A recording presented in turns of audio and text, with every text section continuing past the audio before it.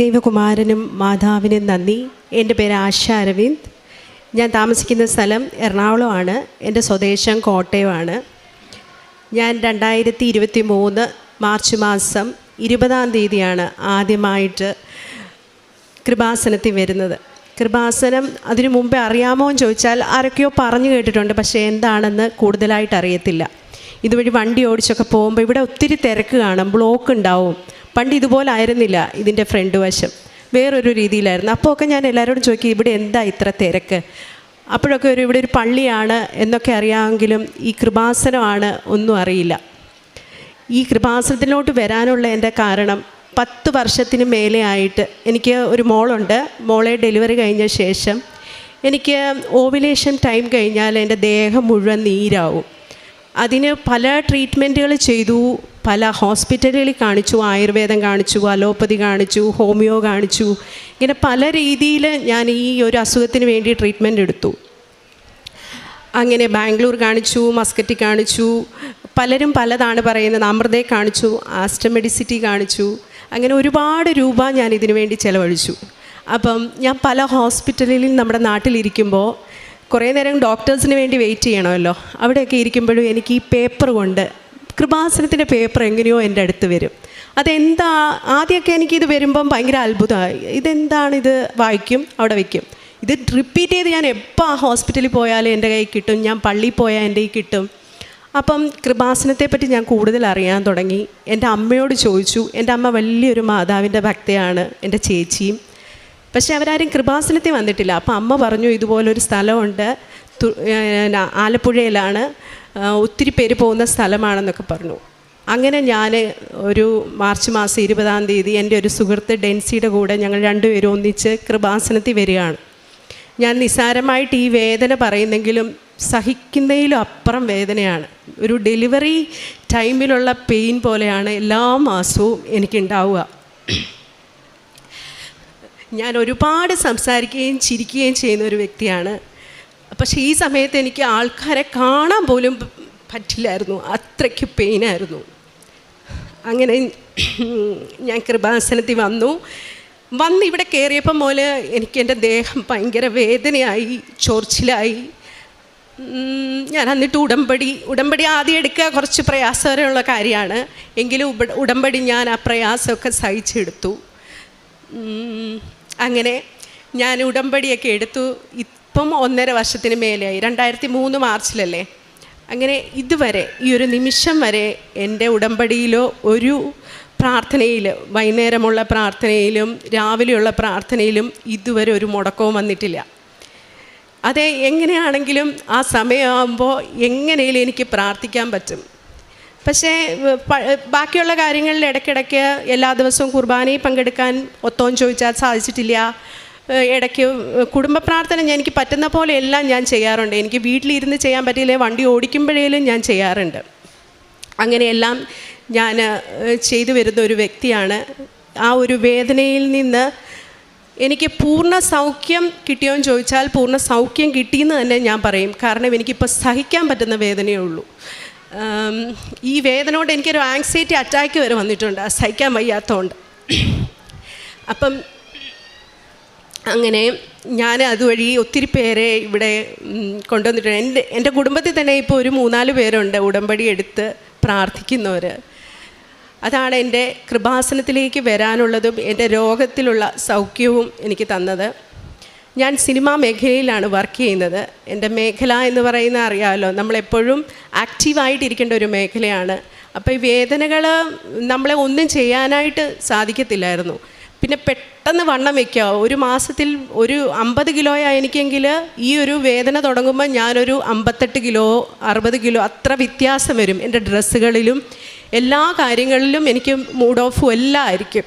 അപ്പോൾ പലരും എന്നെ കാണുമ്പോൾ ചോദിക്കും, എന്ത് പറ്റി ഇതെന്നെ പെട്ടെന്ന് വണ്ണം വെച്ച്? ഇതിനെല്ലാം നമ്മൾ ക്വസ്റ്റ്യൻ ആൻസർ ചെയ്യണം. എന്തുകൊണ്ട് സിനിമ ചെയ്യുന്നില്ലെന്ന് ചോദിച്ചാൽ അതിന് ആൻസർ ചെയ്യണം. ഒത്തിരി ക്വസ്റ്റ്യൻ ആൻസർ ചെയ്യേണ്ട ഒരു മേഖലയാണ് എൻ്റെ. അങ്ങനെ ഞാൻ കൃപാസനത്തിൽ 6 കാര്യങ്ങൾ, 5 എഴുതിയാൽ മതി, 6ാമത്തെ ദൈവത്തിന് കൊടുക്കണമെന്ന് പറഞ്ഞെങ്കിൽ എനിക്ക് 6 കൂടുതൽ കാര്യങ്ങളുണ്ടായിരുന്നു എഴുതാൻ. ഞാൻ 6 കാര്യങ്ങൾ എഴുതി. ചിട്ടയായ അച്ഛൻ പറഞ്ഞ പോലെ എല്ലാം പ്രാർത്ഥിച്ചു. ആദ്യത്തെ ഉടമ്പടി പുതുക്കാൻ വന്ന സമയത്ത് ഞാൻ ആ ഓഫീസിൻ്റെ അവിടെ നിൽക്കുമ്പോൾ ആർക്കും എന്നെ മനസ്സിലായി. അപ്പം ഞാൻ പറഞ്ഞു, ജോസഫ് അച്ഛനെ കാണാൻ പറ്റുമോ, എനിക്കൊന്ന് കാണണം എന്നുണ്ട് എന്ന് പറഞ്ഞു. അപ്പം ഞാൻ അച്ഛനെ കാണാൻ വേണ്ടി അവരോട് ചോദിച്ചപ്പോൾ ആദ്യമേ ഇന്ന് ഓഫീസിലൊക്കെ സംസാരിച്ചിട്ട് എനിക്ക് കാണിച്ച് കാണാം, നമുക്ക് ബ്ലെസ്സിങ് മേടിക്കാം എന്ന് പറഞ്ഞു. അച്ഛൻ്റെ അടുക്ക ഞാൻ ഈ അൾത്താരെ വരുമ്പോൾ അച്ഛൻ എന്നോട് എൻ്റെ മുഖത്തേക്ക് നോക്കിയിട്ട്, ഞാൻ സിനിമയിലാണോ, എന്താ നിൻ്റെ ആവശ്യം എന്നൊന്നും അല്ല ചോദിച്ചത്, എൻ്റെ മുഖത്തോട്ട് ഇങ്ങനെ നോക്കിയിട്ട് അച്ഛൻ പ്രാർത്ഥിച്ചു. അത് കഴിഞ്ഞ് എന്നോട് ചോദിച്ചു ഏത് മേഖലയിലാണ് വർക്ക് ചെയ്യുന്നത്. അപ്പം ഞാൻ പറഞ്ഞു സിനിമയിലാണ്. ഞാൻ കൂടുതൽ അഡ്വർടൈസ്മെൻറ്റാണ് ചെയ്യുന്നത്, സിനിമയും ചെയ്യും. ഞാൻ ജോലി ചെയ്യുന്നുണ്ടായിരുന്നു, ഇപ്പം ജോലിയൊക്കെ വിട്ടു. എയർപോർട്ടിലായിരുന്നു, ഇൻഫോ പാർക്കിൽ ജോലി ചെയ്തു, അങ്ങനെ പല ജോലികളും ചെയ്തു. എങ്കിൽ പോലും അതെല്ലാം വിട്ടിട്ട് ഇപ്പം സിനിമയും അഡ്വർടൈസ്മെൻറ്റും മാത്രമാണ് എന്ന് പറഞ്ഞു. പക്ഷെ നീ എന്നോട് അതിനെപ്പറ്റിയോ അല്ലെങ്കിൽ ഒന്നും പറഞ്ഞില്ല. എന്നോട് ആകെ അച്ഛൻ പറഞ്ഞ ഒരേ ഒരു കാര്യമുള്ളൂ, നീ സാക്ഷ്യം പറയണം. ഞാനത് അച്ഛനെ നീ സാക്ഷ്യം പറയുമോ എന്ന് ചോദിച്ചു. ഞാനൊന്ന് ഇങ്ങനെ മുഖത്തോട്ട് നോക്കി, സാക്ഷ്യം പറയുമല്ലോ അല്ലേ എന്നെടുത്ത് ചോദിച്ചു. അച്ഛൻ എനിക്ക് വേണ്ടി പ്രാർത്ഥിച്ചു. ഞാൻ തിരിച്ച് വീട്ടിലേക്ക് പോയി അവിടെ ചെന്ന് വളരെ ടയേർഡായിരുന്നു. അന്ന് ചെന്നപ്പോൾ ഒരു കോള് വരികയാണ്. എനിക്കൊരു അസോസിയേറ്റ് ഒരു പയ്യൻ വിളിച്ചു, ആശ ചേച്ചിയല്ലേ, ഒരു മൂവിയുണ്ട്, നമ്മൾ ഫെസ്റ്റിവൽ മൂവിയാണ്. ഇതുവരെ ഞാനൊരു 2008 ആദ്യമായിട്ട് പരസ്യം ചെയ്യാൻ തുടങ്ങുന്നത്. ഒരുപാട് നാഷണൽ ആർട്സും ഒരുപാട് പരസ്യങ്ങൾ ചെയ്തു. എങ്കിലും സിനിമയിൽ ഞാൻ അധികം അഭിനയിച്ചിട്ടില്ല. 2011 തുടങ്ങിയെങ്കിലും 19 സിനിമ ചെയ്തിട്ടുണ്ടെങ്കിലും വലിയ ഒരു ക്യാരക്ടർ അല്ലെങ്കിൽ ഞാൻ അഭിനയിച്ച വലിയ ക്യാരക്ടർ ശ്രദ്ധിക്കപ്പെട്ടിട്ടുള്ളതല്ല. ഈ പയ്യൻ എന്നെ വിളിച്ചിട്ട് ഇങ്ങനെ ഒരു സിനിമയുണ്ട്, അത് പല ഫേമസ് നടികളും വേണ്ടെന്ന് വെച്ചതാണ്. കാരണം അതിൻ്റെ പ്രായം 80 വയസ്സാണ്. അപ്പോൾ ആ 80 വയസ്സായിട്ട് അഭിനയിക്കണം. ഒരു റിയൽ സ്റ്റോറിയാണ്. വെള്ളപ്പൊക്കത്തിൽ നടന്ന ഒരു പ്ലെമേന അമ്മയുടെ കഥയാണ്. അത് റിയൽ സ്റ്റോറിയാണ്. ഫെസ്റ്റിവലിനും അവാർഡുകൾക്കൊക്കെ അയക്കാനുള്ളതാണ്. കേരള ഗവൺമെൻറ്റാണ് പ്രൊഡ്യൂസ് ചെയ്യുന്നത്. അപ്പോൾ കഥ കേൾക്കാനായിട്ട്, കഥ പറയാൻ വീട്ടിലേക്ക് വരട്ടെ എന്ന് ചോദിച്ചു. ഞാൻ പറഞ്ഞു വരൂ, എപ്പോൾ വേണേലും വന്നോളൂ, ഞാനിവിടെ ഉണ്ട്. അവരുടെ മേക്കപ്പിൻ്റെ ആൾക്കാർ എല്ലാവരെയും കൂട്ടി അവർ വീട്ടിലേക്ക് വന്നു, കഥ പറഞ്ഞു. അതിനുശേഷം എനിക്ക് ആ ക്യാരക്ടർ ചേരുമോ എന്ന് എന്നെ ഒരുക്കി നോക്കി. അത് കഴിഞ്ഞിട്ട് അറിയാമല്ലോ, ഗവൺമെൻറ്റിൻ്റെ സിനിമയാകുമ്പോൾ നമുക്കതിനകത്ത് ഒരുപാട് ഫിനാൻഷ്യലി ഒരുപാട് ഉണ്ടാവില്ല. അത് സംസാരിച്ചു. അങ്ങനത്തെ എല്ലാം സംസാരിച്ച് വളരെ പെട്ടെന്നായിരുന്നു ആ ഒരു സിനിമയുടെ എന്നിലേക്കുള്ള കാസ്റ്റിങ്. കാരണം വലിയ വലിയ സ്റ്റാറുകളിൽ നിന്നും മാറി എന്നിലേക്ക് അത് വന്നത് എനിക്ക് ഭയങ്കര അതിശയമായിരുന്നു. ആ സിനിമ വളരെ പെട്ടെന്ന് ചെയ്യണമെന്നും പറഞ്ഞു. ഒരു 4 ദിവസത്തിനുള്ളിൽ ഷൂട്ട് തുടങ്ങും.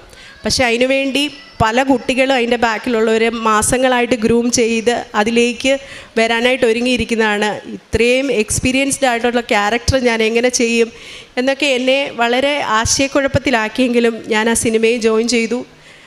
സിനിമയിൽ അഭിനയിച്ചു. ആ സിനിമയ്ക്ക് എന്തൊക്കെയോ ഈ കൃപാസന മാതാവുമായിട്ട് ഭയങ്കര അടുപ്പമാണ്. കാരണം ഒരു മാതാവിൻ്റെ പാട്ട് ഞാൻ അതിനകത്തിരുന്ന് പാടുന്നുണ്ട്. അതിൻ്റെ പോസ്റ്റേഴ്സ് ഇറങ്ങുമ്പോൾ ഈ ഒരു ബാക്ക്ഗ്രൗണ്ടാണ് ആ പോസ്റ്റേഴ്സിന്, അതിൽ ഞാൻ നിൽക്കുന്നതായിട്ടാണ്. അത് മാത്രമല്ല, ഞാൻ അവിടെ നമ്മൾ ഷൂട്ട് നടക്കുമ്പം ആകെ അവർ 18 ദിവസമാണ് ഈ സിനിമ മുഴുവൻ ഷൂട്ട് ചെയ്യാൻ ടൈം തന്നേക്കുന്നത്. അതിന് 16 ദിവസം കൊണ്ടെങ്കിലും ഷൂട്ട് ചെയ്ത് കൊടുക്കണം. അപ്പോൾ അത്രയ്ക്ക് ഹെക്റ്റിക്കായിട്ടാണ് ഈ സിനിമ എടുക്കുന്നത്. വെള്ളപ്പൊക്കമാണ്, മുഴുവൻ നേരവും മഴയാണ്.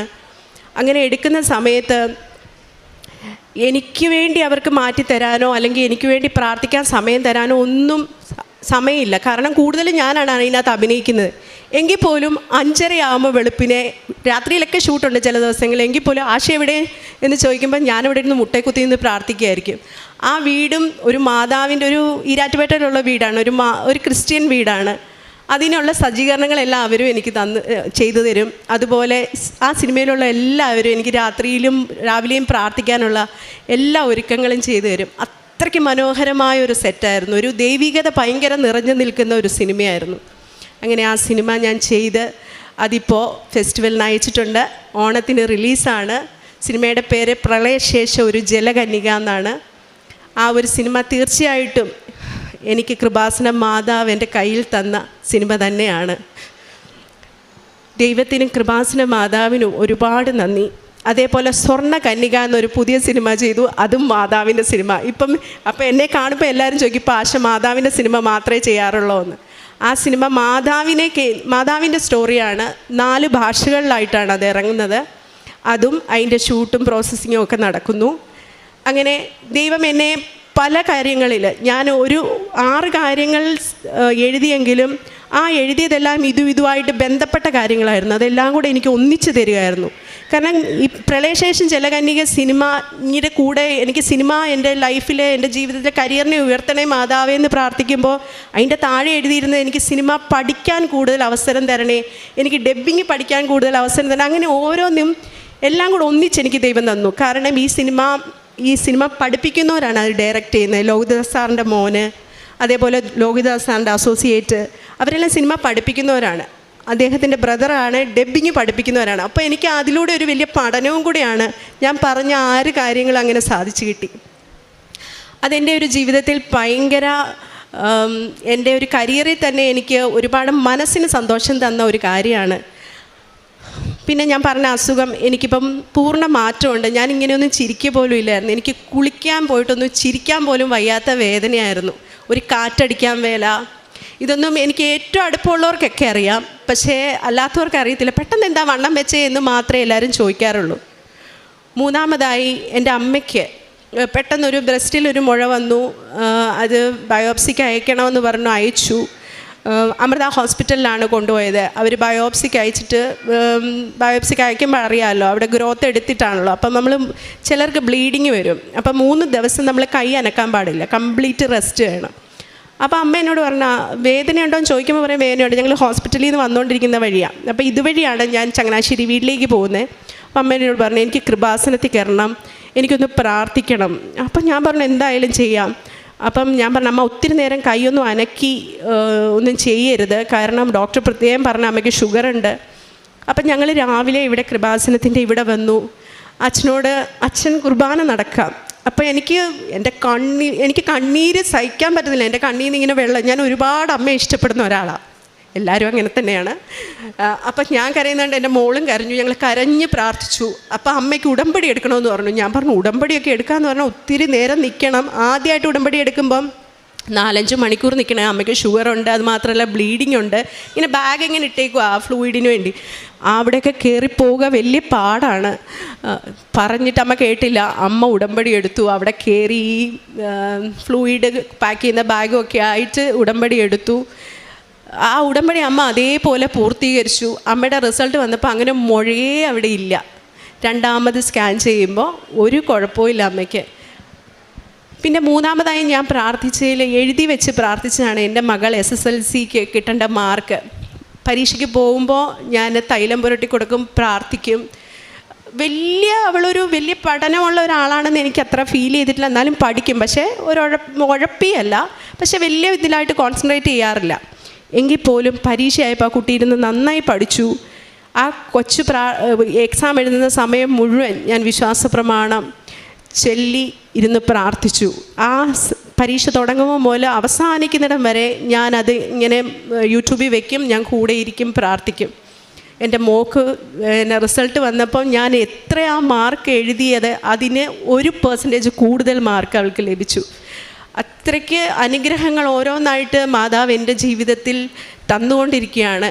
ഞാനിങ്ങനെ യാത്ര ചെയ്യുമ്പോഴും ഒക്കെ എന്തേലും അയ്യോ അങ്ങനെ എൻ്റെ മാതാവ് എൻ്റെ കൂടെയുണ്ട് എന്നുള്ള അനുഗ്രഹം എപ്പോഴും ഉണ്ടാവും. അപ്പം എന്നെ പലരും ഇപ്പോൾ വിളിക്കുന്ന കൃപാസന മാതാവേന്നാണ്. അപ്പം ഞാൻ പറയാം അത് എന്നെ വിളിക്കാൻ വേണ്ടി അത്ര പരിശുദ്ധിയൊന്നും അല്ല ഞാൻ. എങ്കിൽ പോലും അവരെല്ലാം എൻ്റെ ഭക്തി ഞാൻ പറയുന്നതും കേട്ടിട്ടാണ്. യൂട്യൂബിലൊക്കെ വലിയൊരു ട്രോളുണ്ട്. എൻ്റെ കാശുരൂപം ഞാൻ കൃപാസന മാതാവിൻ്റെ വലിയ ഭക്തയാണെന്ന് പറയുന്ന ഒരു ഓഡിയോ ലോഞ്ചിന് പറയുന്ന ഒരു വീഡിയോ. എങ്കിൽ പോലും അതിലൊക്കെ ഞാൻ അഭിമാനമാണ് കൊള്ളുന്നത്. കാരണം അത്രയ്ക്ക് അനുഗ്രഹങ്ങൾ ഓരോന്നോരോന്നായിട്ട് എനിക്കും എൻ്റെ സുഹൃത്തുക്കൾക്ക് എൻ്റെ ബന്ധുമിത്രാദികൾക്കും എന്നെ ചുറ്റിപ്പറ്റിയവർക്കെല്ലാം മാതാവ് തന്നുകൊണ്ടിരിക്കുകയാണ്. 1000 നന്ദി. പ്രാർത്ഥനയൊന്നും ഞാൻ ഇതുവരെ മുടക്കുകയോ ഒന്നും ചെയ്തിട്ടില്ല. കഴിയുന്നത്ര ചെയ്യുന്നുണ്ട്. എല്ലാവരും അതുപോലെ ചെയ്യുന്നുണ്ടെന്ന് വിചാരിക്കുന്നു. നന്ദി. യെശയ്യായുടെ പുസ്തകം 26:4 നാം വായിക്കുന്നു. കർത്താവിൽ എന്നേക്കും ആശ്രയിക്കുവൻ. ദൈവമായ കർത്താവ് ശാശ്വതമായ അഭയശിലയാണ്. അങ്ങയിൽ ഹൃദയം ഉറപ്പിച്ചിരിക്കുന്നവനെ അവിടുന്ന് സമാധാനത്തിൻ്റെ തികവിൽ സംരക്ഷിക്കുന്നു. എന്തെന്നാൽ അവൻ അങ്ങയിൽ ആശ്രയിക്കുന്നു. പ്രിയ സഹോദരി ആശ, ജീവിതത്തെയും ദൈവാനുഭവത്തെയും നമ്മുടെ മുമ്പിൽ പങ്കുവയ്ക്കുകയായിരുന്നു.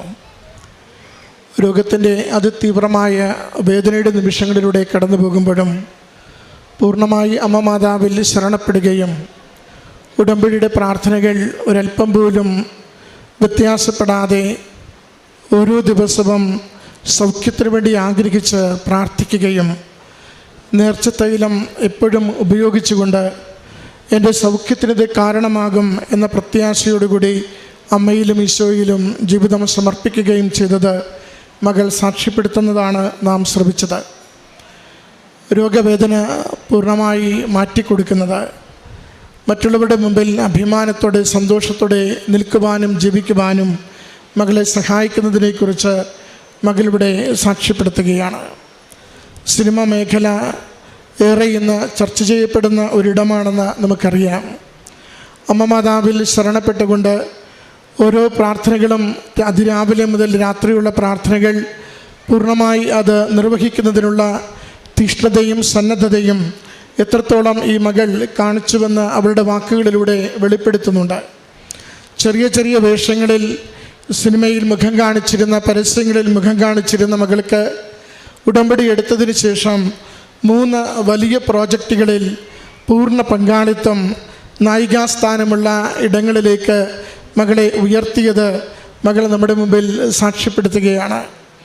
അത് സാക്ഷികൂടാരത്തിനരികിൽ പങ്കുവയ്ക്കുമ്പോഴും ഇവിടെയും ആവർത്തിച്ച് പറയുന്നുണ്ട്, ഞാൻ കോട്ടയംകാരി ഒരു അമ്മച്ചിയായി വേഷമിടുന്നതിന്, അമ്മ മാതാവിൻ്റെ സംരക്ഷണയിൽ അതിൻ്റെ ഓരോ വേഷങ്ങളും അവതരിപ്പിക്കുന്നതിന്, അതോടൊപ്പം പ്രാർത്ഥനയ്ക്കൊട്ടും മുടക്കം വരാതെ പ്രാർത്ഥനയിൽ നിലനിന്നുകൊണ്ട് ആ ക്രൂവിലുള്ളവരോട് പ്രാർത്ഥനാനുഭവത്തെ പങ്കുവെച്ചുകൊണ്ട് എനിക്ക് എൻ്റെ ജീവിതവും എൻ്റെ പ്രൊഫഷനും മുന്നോട്ട് കൊണ്ടുപോകുവാനുള്ള അവസരം നൽകിയതിനെക്കുറിച്ച്, അതോടൊപ്പം മകൾക്ക് ലഭിച്ച പരീക്ഷയുടെ ഉന്നത മാർക്കിനെക്കുറിച്ച്, സഹോദരിയുടെ അമ്മയ്ക്ക് ലഭിച്ച സൗഖ്യത്തെക്കുറിച്ചും, ഉടമ്പടി എടുക്കുവാൻ ഒട്ടും വയ്യാത്ത സാഹചര്യത്തിലും ഉടമ്പടി എടുത്ത് പ്രാർത്ഥിക്കുകയും പൂർണ്ണ ആരോഗ്യം പ്രാപിക്കുകയും ചെയ്തതിനെക്കുറിച്ച് സാക്ഷ്യപ്പെടുത്തുകയാണ്. പ്രിയമുള്ളവരെ, എത്രത്തോളം അമ്മ മാതാവിൽ നമ്മൾ ജീവിതം കൊണ്ട് ശരണപ്പെടുന്നു. ഈശോയുടെ തിരുരക്തത്താൽ നാം ഓരോരുത്തരും വീണ്ടെടുക്കപ്പെട്ടവരാണ്. വിശ്വാസം നമ്മുടെ മാംസവും മജ്ജയുമായി തീരുമ്പോൾ എൻ്റെ കർത്താവിന് ഞാൻ ഏതൊരവസ്ഥയിലാണെങ്കിലും എന്നെ സൗഖ്യപ്പെടുത്തുവാൻ അവിടത്തേക്ക് സാധിക്കുമെന്ന പൂർണ്ണമായ വിശ്വാസവും ബോധ്യവും ജീവിതത്തോട് നാം ചേർത്ത് പിടിക്കുമ്പോൾ അവൻ്റെ സന്നിധിയിൽ കണ്ണീരോടുകൂടി അമ്മ മാതാവിൻ്റെ കരം പിടിച്ച് സൗഖ്യപ്പെടുത്തണമേ, ജീവിതത്തിന് മേൽഗതി തരണമേ എന്ന് ആശ്രയിച്ച് പ്രാർത്ഥിക്കുമ്പോൾ നമുക്കത് അനുഗ്രഹത്തിന് കാരണമാകുന്നുവെന്ന് ഈ മകൾ ലോകത്തോടൊന്ന് സാക്ഷ്യപ്പെടുത്തുകയാണ്. നമ്മുടെ ജീവിതങ്ങളെ, നമ്മുടെ നിയോഗങ്ങളെ, നമ്മുടെ പരാജയങ്ങളെ, നമ്മുടെ കണ്ണീരിനെ അമ്മ മാതാവിൻ്റെ അരികിൽ സമർപ്പിച്ച് ഈശോയുടെ സംരക്ഷണവും സഹായവും തേടി നമുക്ക് പ്രാർത്ഥിക്കാം. ദൈവനാമത്തെ മഹത്വപ്പെടുത്തിക്കൊണ്ട് ഈ മകൾക്ക് ലഭിച്ച എല്ലാ നന്മകളെയും ഈശോയ്ക്കും അമ്മ മാതാവിനും സമർപ്പിച്ചുകൊണ്ട് കരഘോഷത്തോടു കൂടി നമുക്ക് നന്ദി പറയാം.